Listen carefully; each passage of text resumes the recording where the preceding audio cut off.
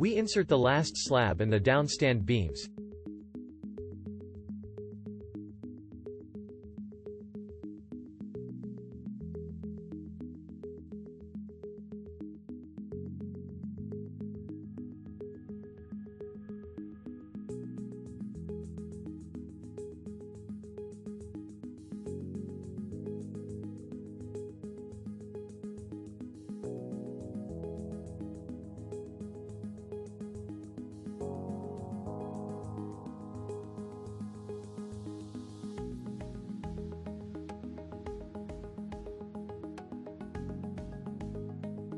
And thus only the supports are missing.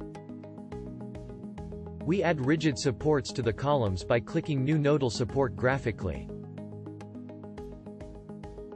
In the new window, we see all available supports in the list.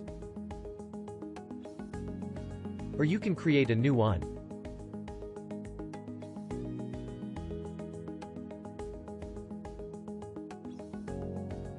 We select the rigid support, and after confirming, we have to select the respective nodes.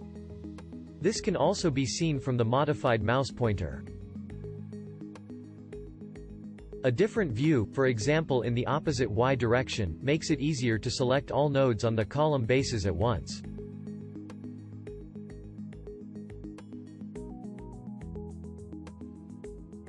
Because we have divided the top and bottom chord of the truss girder into smaller members in our example, we now want to create sets of members. Thus, several members can be treated as a single member, and this is often necessary for the calculation.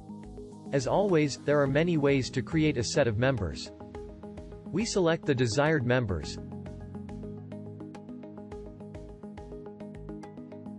and right-click to create a set of members. In our case, we want the set of members type, because they are connected members that do not branch out.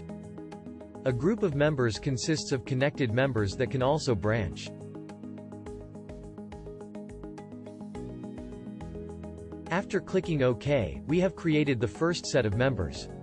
We repeat the process for the other members and for the downstand beams that are not continuous.